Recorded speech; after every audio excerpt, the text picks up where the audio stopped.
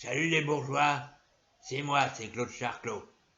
Alors vous voyez là, ça c'est une canne.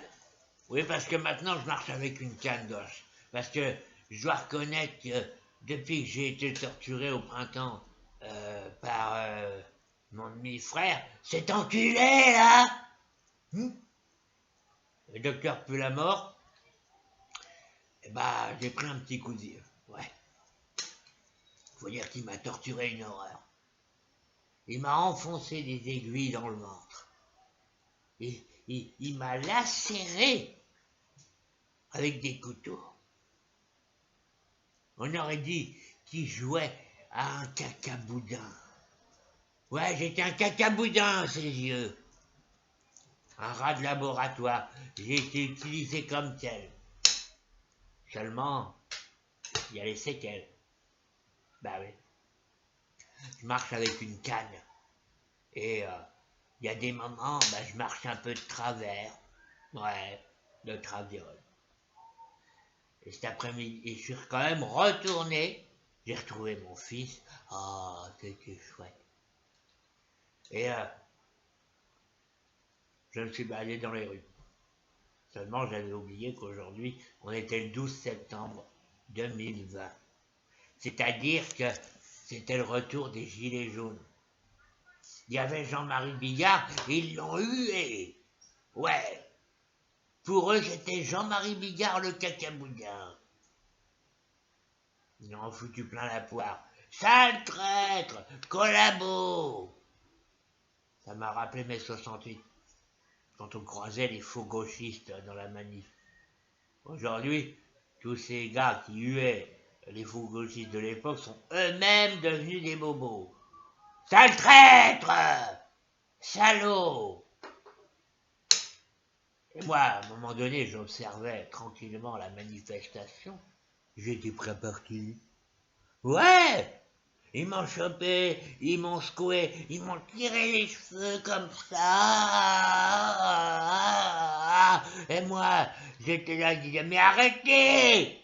Je suis juste de passage. Je m'appelle Claude Charclot, j'ai fait mai 68. Ils m'ont dit, ah, t'es devenu un bourgeois. Alors du coup, ils m'ont tapé. Ouais, vraiment, j'ai pas de bol, moi.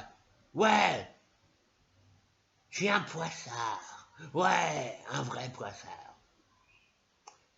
Mais les gilets jaunes, s'ils commencent à huer même ceux qui les ont soutenus depuis le début, qu'est-ce qui va en rester? Ah,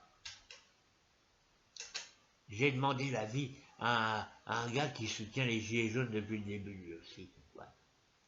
Il s'agit de Michel Onfray. Écoutons-le. Écoutons-le. Alors aujourd'hui, toute la journée, il y a eu le combat il y a eu une manifestation des Gilets jaunes. Les Gilets jaunes ont manifesté toute la journée et bien sûr, il y a eu des interpellations par centaines.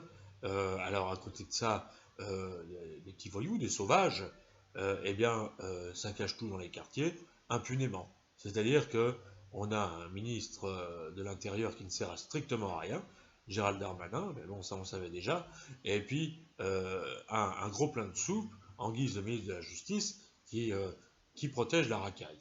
Donc du coup, on s'est surtout focalisé sur la présence de Jean-Marie Bigard pendant cette manifestation.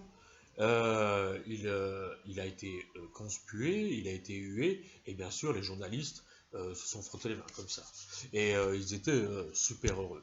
Donc les journalistes sont, par définition, et on va le dire vulgairement, des enculés, et Jean-Marie Bigard est un con. Pourquoi c'est un con? Parce que il n'était pas vraiment en odeur de sainteté, parce qu'en conflit avec Jérôme Rodriguez, et n'oubliez pas que Rodriguez ça rime avec merguez, et c'était pas le moment de mettre de l'huile sur le feu. Il s'est rendu à la manifestation, il devait se douter que les journalistes allaient se servir de ça pour le décrédibiliser. Tout à l'heure sur BFM TV, il y a un con qui l'a traité d'homophobe. Je sais pas où ce type a péché que Jean-Marie Bigard était homophobe. Hein.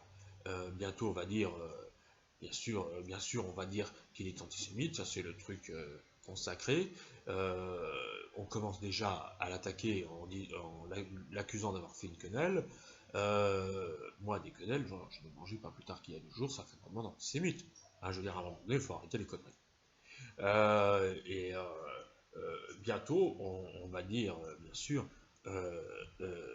qu'il est gros, qu'il pue et qu'il mange des enfants. Voilà. Donc, y aura-t-il une manifestation le 19 septembre? J'en sais rien. Mais si ça se passe comme aujourd'hui, eh ben, les gilets jaunes ne sont pas dans le cacaboudin. Non, mais ce qui s'est passé cet après-midi, ça me fait penser à quelque chose. Ouais. Je me suis dit, mais c'est pas vrai! Les gilets jaunes, ils sont devenus cinglés ou quoi?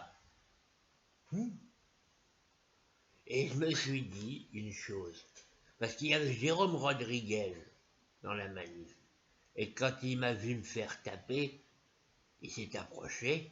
Alors moi, je me suis dit, il va dire à ses copains de se calmer. Qu'est-ce qu'il a fait, lui? Il m'a foutu par terre et il m'a mis des coups de pied dans le ventre.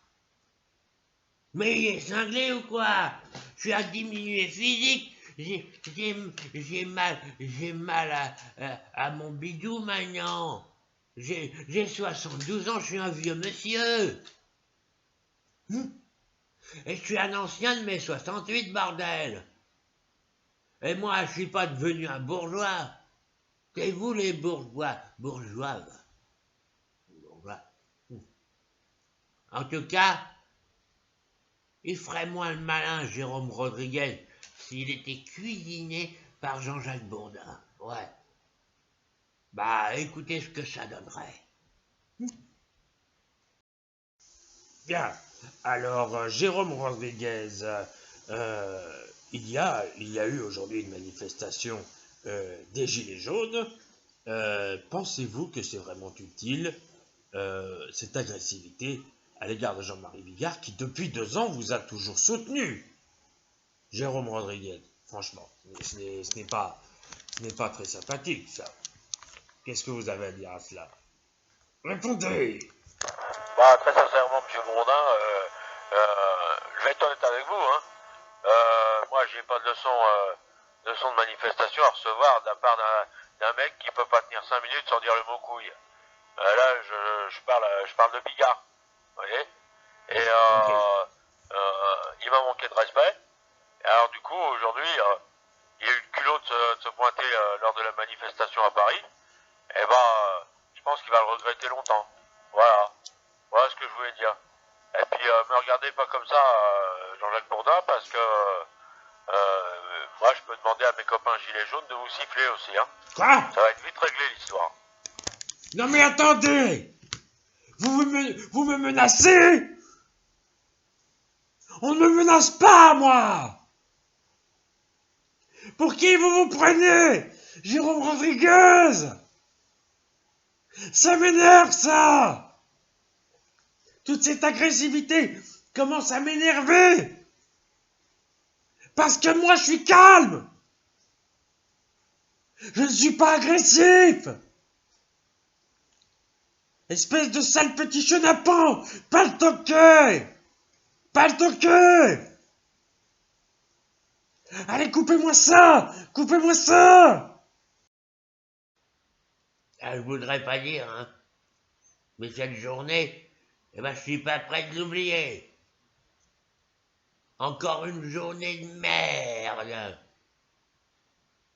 Alors maintenant, dès qu'on m'agressera, je vais prendre ma canne et je vais taper aussi. Taper, taper, taper. En attendant, je vais me détendre. En regardant des trucs rigolos à la télé. Ah ah ah. Parce que j'ai besoin de rigoler, hein. Pour combler cette vie de merde. Parfaitement. Pfff.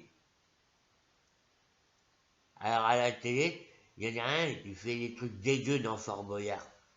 Ouais, c'est Willy Rovelli. Ouais. Alors, j'ai voulu savoir comment il préparait sa rubrique.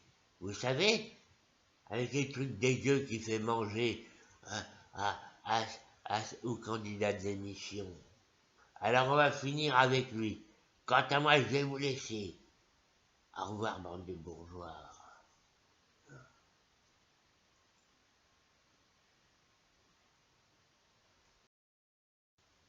Alors, monsieur Martin Gradingue, écoutez ça, vous allez voir, c'est super bon. J'y mets sur l'assiette, là, voilà, goûtez, goûtez. Allez, goûtez, goûtez, goûtez, goûtez. Ah bah ça tombe bien, j'ai super faim. Oui. Bon, je le goûte, hein. Ouais, vous allez voir, vous allez adorer. Ah, moi, j'ai concocté ça tout de suite avant l'émission, là. C'est tout de suite avant Fort Boyard. Allez-y, goûtez. Goûtez, voilà. Alors, qu'est-ce que vous en pensez? Qu'est-ce que vous en pensez? Allez, allez. Ah mais c'est dégueulasse. C'est quoi ça? Eh ben, c'est de la merde. Je l'ai chié il y a à peine une heure. Vous voulez le plat suivant, hein? C'est quoi ce truc dégueu là? C'est bon, hein. Même moi je fais des trucs meilleurs que ça. Bon, c'est bon, je me tire, hein.